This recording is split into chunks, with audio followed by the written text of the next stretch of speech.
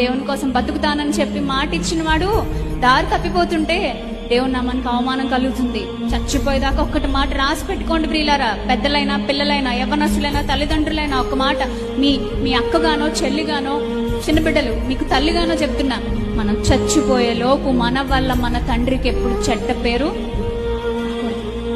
రానివ్వను ప్రభా నేను అని చెప్పేసి ఆయనకి వాగ్దానం చేయండి. మీరు నీకు నేను చెడ్డ పేరు రానివ్వను ప్రభా, కానీ కొన్నిసార్లు కష్టం అవుద్ది ప్రభా, నాకు టెంప్టేషన్స్ ఉన్నాయి, నాకు స్ట్రగుల్స్ ఉన్నాయి, నాకు నిందలు వస్తున్నాయి, నిరాశలోకి వెళ్ళిపోతున్నాను, నా వల్ల కావట్లేదు, నా ఆత్మీయత నేను అనుకున్నట్టు లేదు. ఒకప్పుడు ప్రారంభించడం చాలా బాగా ప్రారంభించాను, కానీ ఏంటో రోజులు గడిచే కొద్దీ అణగారిపోతున్నా. కార్యారంభము కంటే కార్యాంతం మేలు అనే మాట నాకు తెలుసు, కానీ ఆ మాటను పట్టుకుని నిలబడలేకపోతున్నాను. నా దగ్గర స్థిరత్వం లేదు అనే విషయాలు నిజముగా ఒప్పుకోండి. దేవుని ముందు పడి, దేవునికి ఎవరిష్టమో తెలుసా? దాచిపెట్టి కటింగ్ ఇచ్చే వాళ్ళు ఆయనకి ఇష్టం లేదు, బిల్డప్ ఇచ్చే వాళ్ళు ఆయనకి ఇష్టం లేదు, కవర్ చేసుకునే వాళ్ళు ఆయనకి ఇష్టం లేదు.